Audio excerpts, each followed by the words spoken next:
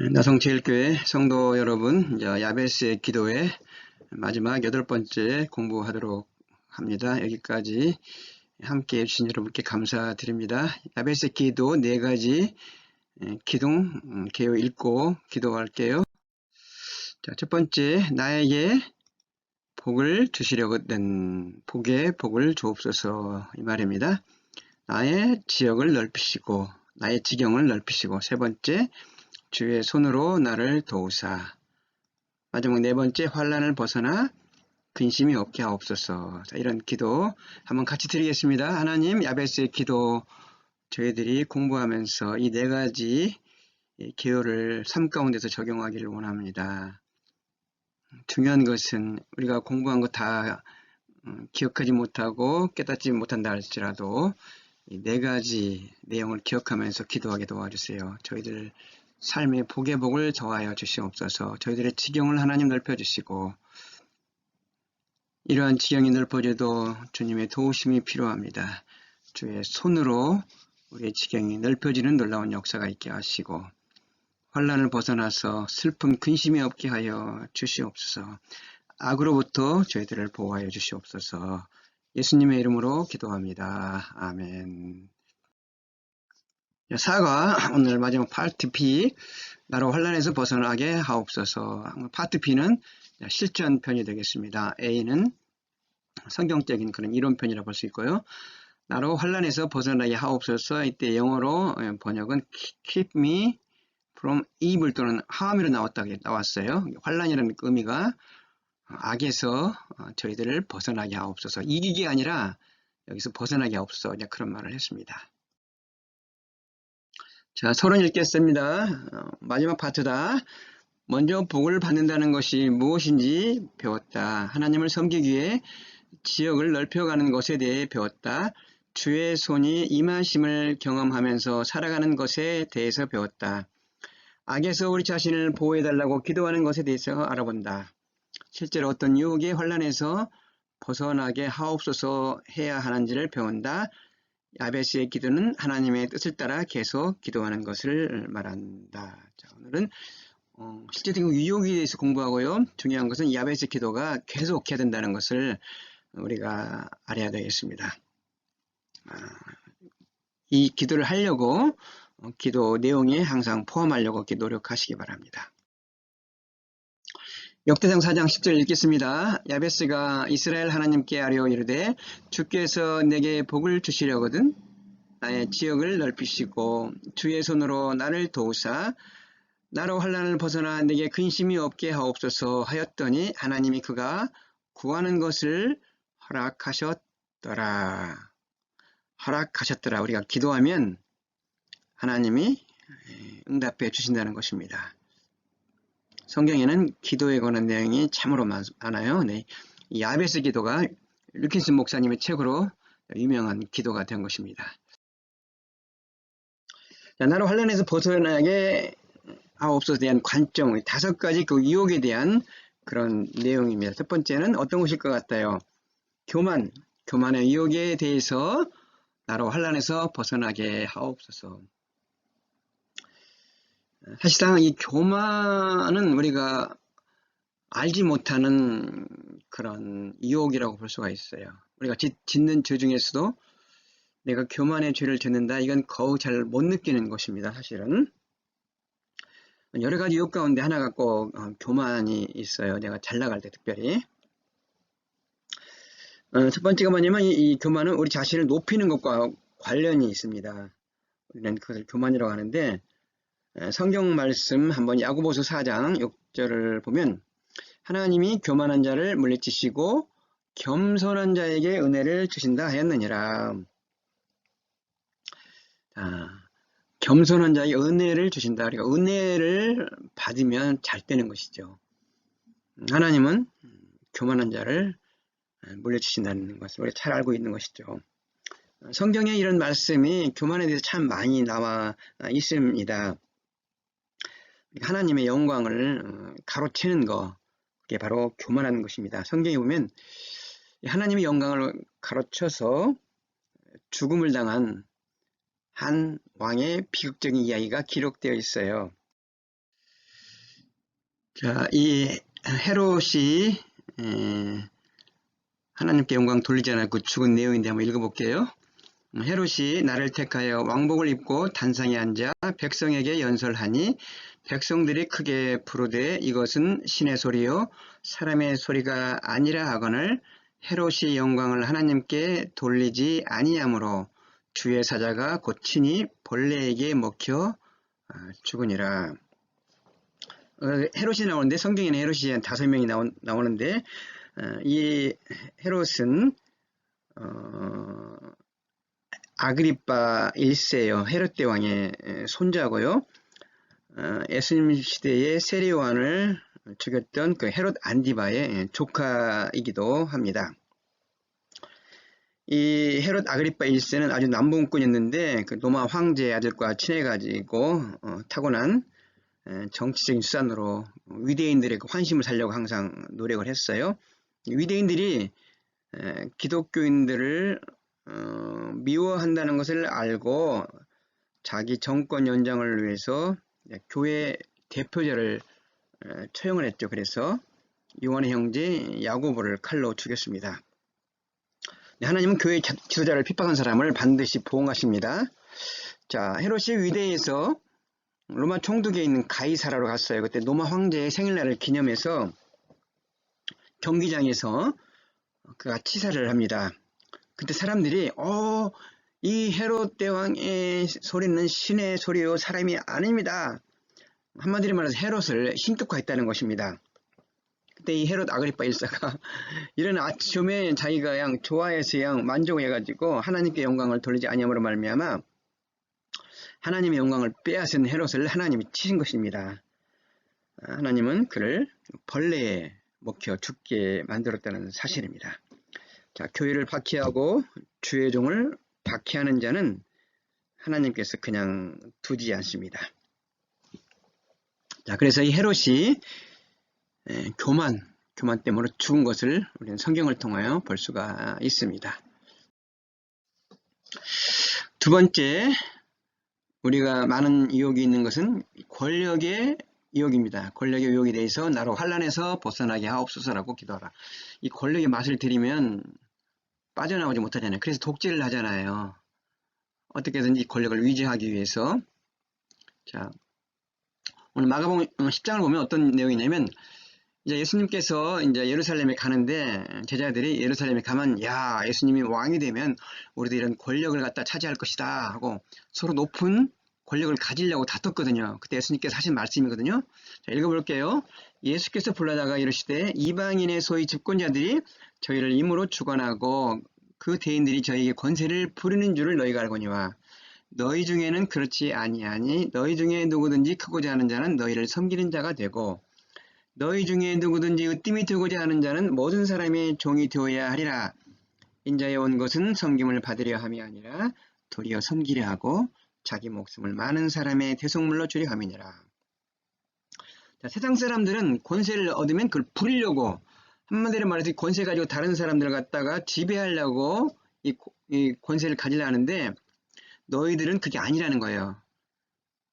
너희들이 정말 권력의 자리에 갖기를 원하나 그러면 섬기는 자가 된다는 것입니다. 으뜸이 되고자 하고 권력을 갖고자 하는 자는 모든 사람의 종이 되어야 한다. 종이 된다는 낮아진다는 말 아니겠습니까? 자, 이때 이 말을 우리가 잘 이해해야 돼요. 그러면 예수 믿는 사람은 권력을 차지하면 안 되냐? 그 말은 아니에요. 예수 믿는 사람도 권력을 차지해야 돼요. 영향력 있는 자리를 차지해야 됩니다. 여러분, 과장보다는 부장보다는 그 장관이 더 영향력이 있잖아요. 자, 영향력 있는 자리를 왜 차지해야 됩니까? 하나님의 영광을 위해서, 전도를 위해서, 주님의 이름을 나타내기 위해서, 다른 사람을 섬기는 자가 되기 위해서. 이 자리에서 우리는 항상 섬기는 자라는 걸 잊지 말아야 돼요. 내가 있는 자리에서 어떠한 그 파워가 가질 수가 있어요. 그 자리는 다른 사람을 섬기는 자리라는 것입니다. 우리는 예수님을 따라가는 자잖아요. 예수님 팔로워. 예수님은 이 땅에 오신 것이 뭐냐? 섬김을 받으려 함이 아니라 섬기러 왔다는 것이죠. 자기 목숨을 주시기까지 섬겼다는 것이죠. 그래서 이런 권력의 유혹은 권력을 잘못 쓰기 위한 것이죠. 권력을 갖지 말라는 것은 아니라는 것을 우리가 알아야 됩니다. 자, 세 번째 유혹의 관점은 소유의 유혹에 대해서 나로 환란해서 벗어나게 하옵소서라고 합니다. 아마 이게 우리 삶 가운데서 가장 많은 유혹이 아닌가 그런 생각이 들어갑니다. 이 물질의 유혹에 정말 잘 넘어가고 높은 자리에 올라갔다가 그 물질 때문에 추락하는 것도 많이 볼 수가 있거든요. 자, 디모데전서 보면은 성경 말씀은 소유의 유혹에 대해서 말하고 있습니다. 읽어볼게요. 구하려고 하는 자들은 시험과 올무와 여러 가지 어리석고 해로운 정욕에 떨어지나니 곧 사람으로 침륜과 멸망에 빠지게 하는 것이라. 돈을 사랑함이 일만하게 뿌리가 되나니 이것을 사모하는 자들이 미혹을 받아 믿음에서 떠나 많은 근심으로 자기를 찔렀도다. 자, 여러분 돈 자체가 악의 뿌리가 아니라 돈을 사랑함이 일만하게 뿌리 된다. 모든 종류의 악의 근본이라는 것이죠. 악을 인도하는 그 근본이 보면은 돈을 사랑하는 것이라 그렇게 말한 것이죠. 이 돈을 사랑하면 믿음에서 떠나 많은 근심이 온다는 것이죠. 그리고 그 근심으로 자신을 찔렸도다. 결국 그 물질 때문에 자기가 죽는다는 것이죠. 오늘날 크리스천의 가장 큰 문제가 무엇입니까? 물질주의 아니겠어요. 많은 소유, 좋은 집, 좋은 자동차, 많은 돈, 이것이 나쁘다는 것이 아니라 그것 때문에 죄를 지을 수가 있다는 사실이죠. 그런 걸 얻기 위해서 죄를 짓는다는 것입니다. 물질은 나쁜 것이 아니에요. 하나님 주는 이 물질을 하나님을 위해서 잘 사용하라는 것입니다. 그렇지 않으면 이 물질 때문에 이 물질이 나를 찔린다는 것이죠. 자, 여러분이 우리에게 그림을 하나 준비했어요. 어리석은 부자 그림이에요. 렘브란트 네덜란드 그 신앙 그 작가인데 아주 영성의 그 작가요. 그는 성화를 참 많이 그렸는데 그 성화를 그린 거 보면 그분이 그 성경 그 행가에 나와 있는 그 깊은 뜻을 갖다가 알고 그림을 그렸어요. 누가복음 12장에 보면은 그 어리석은 그 부자 비유가 나오잖아요. 물질에 대해서 예수님께서 그 물질의 유혹을 갖다가 가르쳐 주신 그 비유거든요. 자, 렘브란트가 그린 이 그림이 누가복음 12장에 어리석은 부자 비유를 설명하고 있어요. 지금이 언제입니까? 밤이에요, 밤. 자, 그리고 이 사람 부자는 보니까 얼굴에 주름이 있어, 황혼기. 얼마나 죽을 날이 남지 않았다는 것입니다. 눈도 안경을 써가지고 잘 보이지도 않아요. 자, 그런데 현재 지금 부자의 눈이 보니까 돈을 보고 있어요. 오른손에 보면 동전이 있잖아요. 동전을 부자의 눈이 보고 있잖아요. 그리고 주변에는 전부 뭐니까 이게 재물과 관련된 문서예요. 재물과 관련된 문서. 자, 그리고 이 촛불에 빛을 갖다가 오른손으로 가리잖아요. 가려가지고 이 동전만을 이렇게 보게 하는 거예요. 오직 돈만 생각한다는 것입니다. 그리고 부자의 책상 밑에 보면은 여기 보면은 이 저울이 있어요. 하나님의 심판을 상징하는 손 돈주머니가 이런 데 가서 차 있잖아요. 여기 보면은. 그리고 친구는 깜깜한 밤인데도 지금 돈을 세고 있다는 사실입니다. 참 렘브란트가 이 어리석은 부자의 비유를 상상력 있게 참 재미있게 재치있게 잘 표현한 것 같아요. 자, 인생의 황혼기에 들어선 부자가 오로지 물질에 마음을 두고 있는 거 얼마나 어리석냐는 거예요. 하나님께서는 이 어리석은 부자에 내는 판결이 무엇입니까? 죽음이잖아요. 어리석은 자야, 오늘 밤에 내 영혼을 되찾아갈 것이다. 그러면 내가 준비한 것이 누구의 것이 되겠느냐? 재물과 목숨이 한순간에 사라진다는 것입니다. 영원히 사라지지 않는 하늘의 부활을 찾아야지 이 땅의 것만 거기에 유혹돼서 거기에만 집착해서 살지 말라는 그런 비유의 말씀인 것입니다. 우리가 가장 넘어지기 쉬운 거 소유, 물질의 유혹 여기에서 빠지지 않도록 기도를 해야 된다는 것입니다. 네 번째, 쾌락의 유혹에 대해서 나로 환란에서 벗어나게 하옵소서. 남자들이 가장 부닥치는 유혹이라고 생각해. 성적인 유혹, 그런 것이라고 생각을 합니다. 이건 내가 싸워서 이기는 것이 아니라 그 현장을 피해야 되는 거예요. 그런 현장을 처음부터 가지 아니해야 되지. 그런 현장에 있을 때 우리는 그런 쾌락의 유혹에 빠질 수가 있습니다. 쾌락의 유혹에서 이긴 대표적인 사람이 누구입니까? 요셉이죠. 요셉이잖아요. 예, 물론 하나님이 주신 우리가 이 땅에 즐거움도 있어요. 쾌락이라는 것은 부적절한 즐거움을 말하는 것입니다. 우리의 가정과 하나님이 주신 이 땅에서 누리는 행복은 있어요. 그걸 갖다가 말하는 것이 아니라 부적절한 그런 것을 말하는 거거든요. 고린도전서 6장 13절에 보면은 몸은 음란을 위하지 않고 오직 주를 위하여 주는 몸을 유하시느니라. 음령을 피하라 이렇게 말해요. 자, 창세기 보면 39장에 그 후에 그 주인의 처가 요셉에게 눈짓하다가 동침하기를 정하니 요셉이 거절하며 자기 주인의 처에게 이르되 내가 어찌 이 큰 낙을 행하여 하나님께 듣게 하리까. 여인이 날마다 요셉에게 청하였으나 요셉이 듣지 아니하여 동침하지 아니할 뿐더러 함께 있지도 아니하니라. 그럴 때 요셉이 시므아로 그 집에 들어갔더니 그 집 사람은 하나도 거기 없었더라. 그 여인이 그 옷을 잡고 가로되 나와 동침하자 요셉이 자기 옷을 그 손에 버리고 도망하여 나가매. 자, 이 보디발의 아내가 요셉을 유혹했을 때 참 그 현장을 그 유혹을 참 벗어나기가 어렵죠. 그 여인이 날마다 요셉에게 유혹을 했을 때 요셉은 듣지 아니했다는 거예요. 가장 중요한 것이 뭐냐면 함께 있지도 아니하니라. 이 중에 함께 있지도 아니하니라. 함께 있을 때 죄를 지을 수가 있어요. 정말 보통 때는 저 사람이 그런 사람 아니야. 정말 바른 사람이거든요. 바른 사람인데 함께 있음으로 말미암아 그 순간적인 그런 성적인 유혹에 넘어가고 죄를 짓거든요. 함께 있지 아니하는 거 중요하고 그 다음에 도망했다라는 것이죠. 그런 성적인 유혹은 도망하는 것이 그 현장을 있는 것이지 내가 싸워서 이기는 것이 아니라는 것을 우리는 알아야 되겠습니다. 다음 2번 그 다음 보겠습니다. 어떤 유혹입니까? 지위의 유혹에 대해서 나로 환란에서 벗어나게 하옵소서. 그러니까 권력과 이건 비슷한 거라고 생각이 됩니다.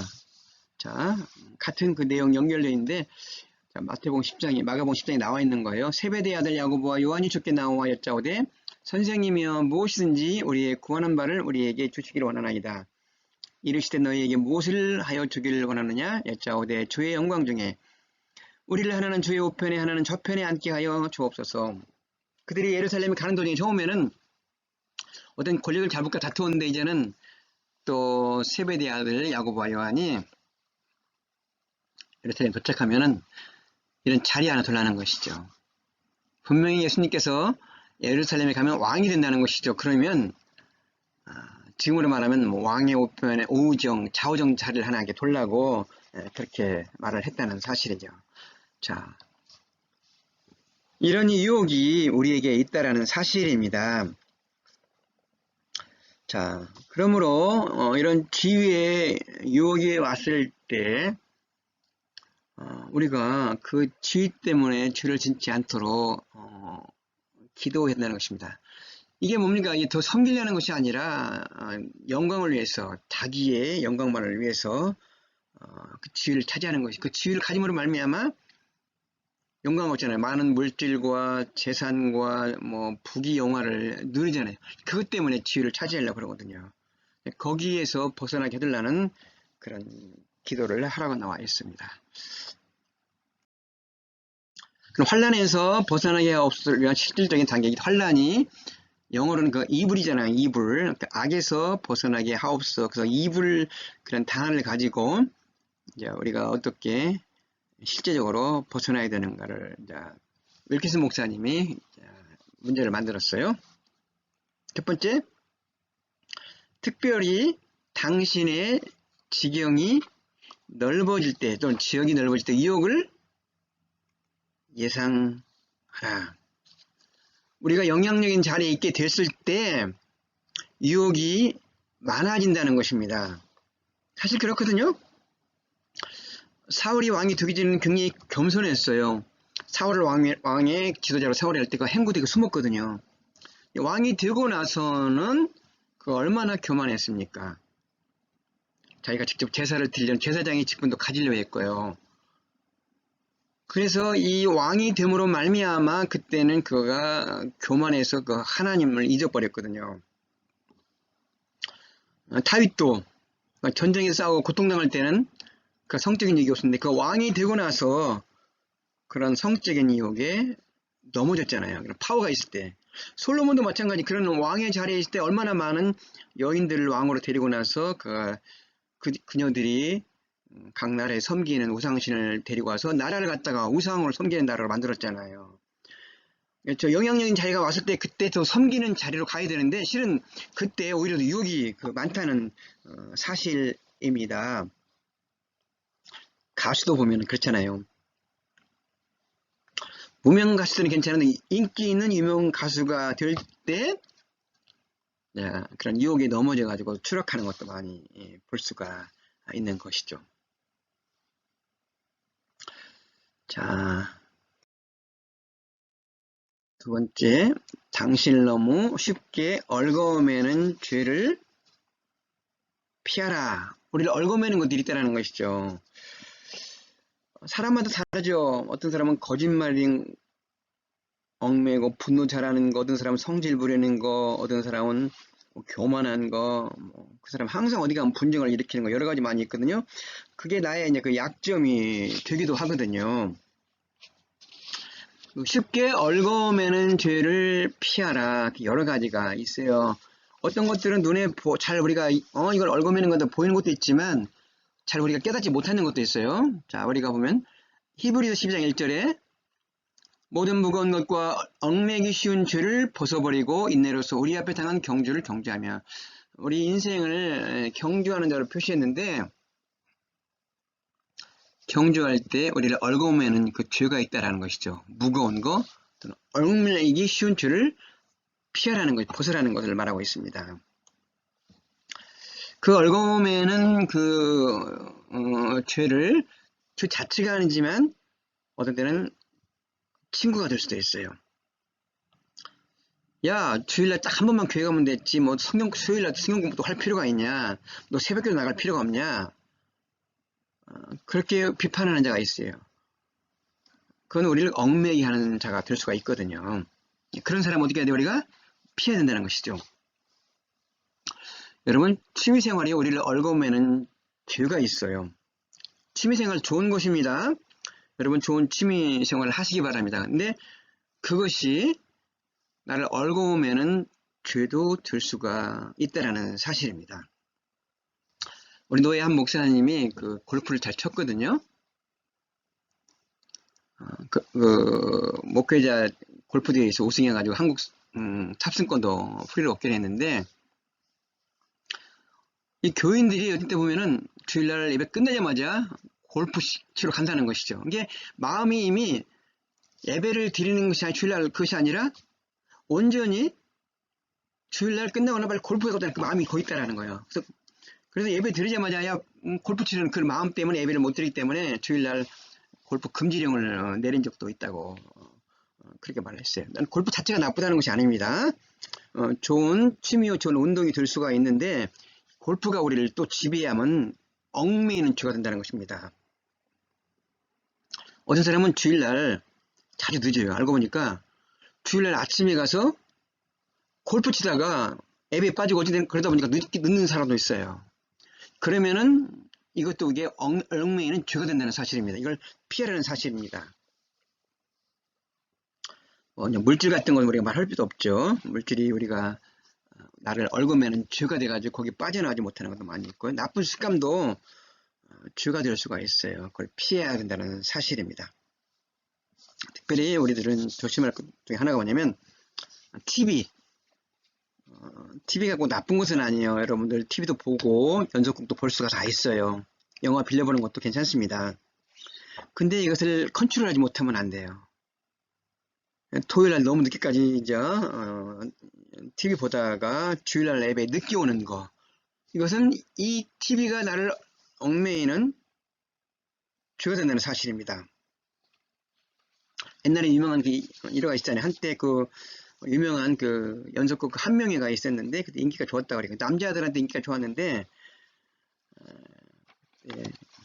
한 그날 그 장로님이 주일날 교회 대표 기도했는데 기도를 갖다가 시작할 때 이렇게 시작했다잖아요. 하나님 황공하옵나이다. 자기도 모르게 하나님 영광과 감사를 돌립니다가 아니라 황공하옵니다. 그런 기도를 해가지고 자기도 모르는 사례, 그게 그 비디오가 자기를 지배해가지고 얽어매는 그런 죄가 된 그런 예가 될 수가 있다는 사실입니다. 자, 이걸 조심하라고 성경은 피하라. 내가 컨트롤하지 못하는 것은 우리가 그걸 피하라는 사실입니다. 자, 그 다음에요. 그분의 임재와 능력으로 자신을 채워달라고 성령님은 어떻게 될까요? invite, 초청하십시오. 자, 어떤 유혹이 올 때 그 유혹을 내가 방어하는 거, 그게 중요하잖아요. 그 유혹이 들어왔을 때 내가 능히 이기려면 어떻게 되는 거예요? 예수님을 내 안에 채워야 된다는 것이죠. 성령님을 내 안에 채울 때 우리가 그 무거운 죄를, 나를 붙잡는 죄를, 얽어먹는 죄를 우리가 던져버리고 이길 수가 있다는 것이죠. 유혹을 이길 수 있다는 것이죠. 자, 에베소 5장 18절 20절, 술 취하지 말라. 이는 방탕한 것이니 오직 성령으로 충만함을 받으라. 시와 찬송과 신령한 노래들로 서로 화답하며 너희의 마음으로 주께 노래하며 찬송하며 범사에 우리 주 예수 그리스도의 이름으로 항상 아버지께 감사하며. 우리가 찬양하는 거, 우리가 감사하는 거, 우리가 말씀을 우리가 섭취하는 거, 이게 다 성령을 충만하게 하는 것이죠. 이렇게 앉을 때 마귀가 우리를 갖다 공격하면 우리가 방어를 못하니까 우리가 넘어진다는 것이죠. 그래서 항상 성령 충만할 때 우리가 주님의 임재와 능력이 있기 때문에 그런 유혹에서 이긴다는 것입니다. 하나님의 능하신 힘 안에서 서는 법을 배우라. 배우라는 것이죠. 배우라. 자, 내가 약점이 누구나 다 있어요. 그 약점을 어떻게 내가 이길 수 있는가? 그 약점을 이기기 위해서 나만이 갖고 있는 무기가 있어야 되겠고, 또 어떻게 하면 내가 성령 충만을 잘 가질 수 있는가? 나만의 그런 방법이 있어야 된다는 거죠. 내가 은혜에 떨어져 있을 때 어떻게 내가 은혜 충만에 잠길 수 있는가? 나만의 그런 방법을 내가 가져야 된다는 것이죠. 자, 에베소 6장 10절, 11절 보면 정말로 너희가 주 안에서 그 힘의 능력으로 강건하여지고, 주 안에서 힘의 능력으로 강건하여지고 마귀의 계계를 능히 대적하기 위하여 하나님의 전신갑주를 입으라. 모든 것 위에 믿음의 방패를 가지고 이로써 능히 약한 자의 모든 화전을 소멸하고. 그게 쭉 그 다음 밑에로 나와 있습니다. 우리가 하나님의 능하신 힘 안에 서는 법, 대표적인 것이 뭐냐면 두 가지가 기도와 말씀이죠. 기도할 때 우리가 유혹에서 넘어지고 시험에서 이기잖아요. 베드로가 유혹에 넘어진 것은 깨어서 기도하지 아니했기 때문이잖아요. 우리는 그 말씀의 검이 있잖아요. 말씀의 검. 말씀으로 이기는 거예요. 마귀가 예수님을 3번이나 유혹할 때 예수님이 어떻게 이겼습니까? 3번 다 말씀으로 이겼어요. 이 말씀으로 우리가 채워질 때, 말씀을 많이 담고 있을 때 이긴다는 것이죠. 특별히 성경 말씀을 많이 암송하면 그 말씀이 생각이 나서 이긴다는 것이죠. 예수님은 성경 말씀의 대가예요. 그 당시에는 우리 같이 이렇게 뭐 손에 들고 있는 성경이 있는 것이 아니라 두루마기였기 때문에 항상 캐리한 것이 아니거든요. 예수님은 보면 그 말씀을 가지고 이겼잖아요. 예수님이 성경 말씀을 다 암송하고 있다는 것이죠. 그 어떠한 마귀가 우리를 유혹할 때 말씀이 우리에 담겨 있으면 그 말씀이 생각남으로 말미암아 우리가 그 말씀으로 이기게 된다는 사실입니다. 그래서 우리는 항상 전신갑주 대표적인 것이 뭐냐면 우리가 뭐 여러 가지 많이 있어요. 기도, 또 믿음도 방패가 다 있는데 말씀의 검을 가지면 우리가 이길 수 있는 그런 방법이라는 것입니다. 자, 그러면 우리가 야베스의 이제 기도를 누리게 될 때 우리가 얻는 복, 누리는 복이 있다라는 것이죠. 악에 대해 더 민감해지고 거룩함 안에서 더 성정하게 될 것이다. 우리가 야베스의 기도를 계속 들이다 보면은 이 죄에 대해서 더욱더 악에 대해서 민감하게 된다는 것이죠. 이 기도를 드리면은 어떤 사람은 이게 악이 악인 줄 모르는 자가 있어요. 악에 대해서, 죄에 대해서 둔감한 자가 있잖아요. 둔감한 자가. 다른 사람 막 험담하는 거 이걸 죄로 모르잖아요. 이렇게 죄인데도요. 양심이 무뎌져 가지고 이 도덕적인 그런 죄를 저질러도 가책을 못 느낄 수가 있다는 사실입니다. 그러나 이 야베스의 기도를 계속 드림으로 말미암아 악에서 우리가 이기게 하시고 근심하지 않게 되려는 이 야베스의 기도를 드림으로 말미암아 점점 거룩한 자리로 나갈 수 있다는 그런 사실이죠. 자, 베드로전서 1장 15절에 오직 너희를 부르신 거룩한 자처럼 너희도 모든 행실에 거룩한 자가 되라 기록하시되 내가 거룩하니 너희도 거룩할지어다 하셨느니라. 자, 우리는 항상 거룩한 자, 우리를 보고 성도라 그러잖아요. 성도 또는 성자, 거룩한 자 모여서는 성도, 거룩한 무리들. 하나님 우리를 성자라, 성도라 이렇게 부르거든요. 너희는 거룩한 자라는 것입니다. 물론 이 거룩한 뜻은 이제 분리라는 뜻은 있어요. 세상과 분리, 세상과의 그런 분리된 삶을 살아가는 것도 있으나 삶 자체가 우리가 또 거룩해야 된다는 것입니다. 우리가 악에서 벗어나게 하옵소서 이런 기도를 매일 드림으로 말미암아 악과 죄에 대해서 민감하게 되고 점점 거룩한 자로 성장하게 된다는 것입니다. 우리는 그래서 거룩함을 추구해야 돼요. 여러분 크리스천의 강점과 하는 건 무엇입니까? 거룩 아닙니까? 거룩. 이게 크리스천의 강점, 순결함. 이게 크리스천의 강점이다. 이런 기도를 드림으로 말미암아 거룩한 자리로 나아가게 되는 것입니다. 두 번째, 주님께서 당신을 악에서 벗어나게 해주실 것을 경험하게 될 것이다. 우리를 환난에서 벗어나게 하옵소서, 이런 악에서 벗어나게 하옵소서 계속 이런 기도를 하잖아요. 그러면은 악에서 벗어나는 것을 경험한다는 것입니다. 우리 믿음은 마치 근육과 같아가지고 계속 운동을 하면 할수록 근육이 불어나듯이 마찬가지로 믿음의 생활도 점점 우리가 성장이 일어난다는 것입니다.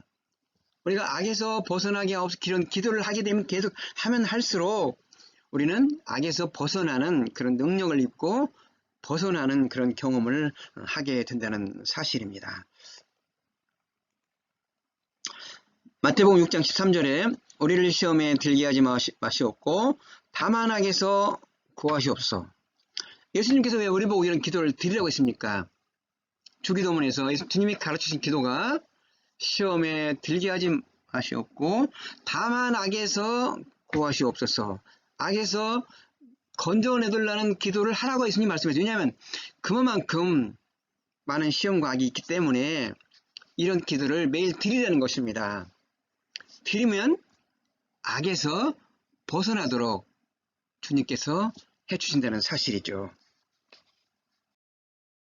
마지막으로 당신은 다른 사람들에게 자신에게 그리고 하나님께 고통이 가진 기쁨을 가져다 줄 것이다. 자, 우리가 죄를 지면 나만 고통을 받는 것이 아니라 우리 주변 사람들에게도 고통이 되고 하나님께도 고통이 된다는 것입니다.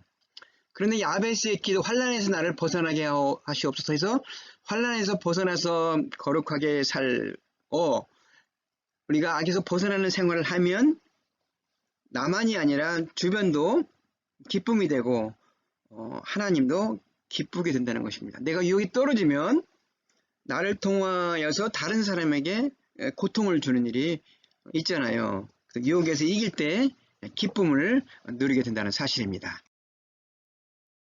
자, 결론은 우리가 이런 야베스 기도를 통하여서 가장 목표는 뭐냐면 하나님께 쓰임을 받는 거라는 것이죠. 자, 오늘 이사야가 성전에서 기도하다가 그 받은 환상의 글입니다. 읽어볼게요. 우시야 왕의 죽던 해에 내가 본즉 주께서 높이 들린 보좌에 앉으셨는데 그 옷자락은 성전에 가득하였고 스랍들은 모셔 섰는데 각기 6날개가 있어 그 둘로는 그 얼굴을 가리었고 그 둘로는 그 발을 가리었고 그 둘로는 날며 서로 창화하여 가로되 거룩하다 거룩하다 거룩하다 만군의 여호와여 그 영광이 온 땅에 충만하도다. 내가 또 주의 목소리를 들은즉 이르시되 내가 누구를 보내며 누가 우리를 위하여 갈고 그때에 내가 가로되 내가 여기 있나이다 나를 보내소서. 자, 여호와의 영광을 이사야가 보았습니다. 그때 하나님께서 누구를 보낼까? 그때 이사야는 제가 여기 있습니다. 저를 보냈소. 자, 이사야가 바로 여러분과 제가 되어야 된다는 것입니다. 하나님께서는 우리를 쓰시기를 원하신다는 것입니다. 하나님께서는 우리가 복의 복을 도와주시옵시고 하나님 저에게 지경을 넓혀주시고 주의 손으로 저희들이 능력을 얻고 이를 감당케 도와주시고 환난에서 벗어나게 하옵소서. 이렇게 기도를 드리는 것은 결국은 뭡니까? 주님께 쓰임받는 자가 되기 위해서 저를 보호해 주시라고 기도를 하는 것입니다.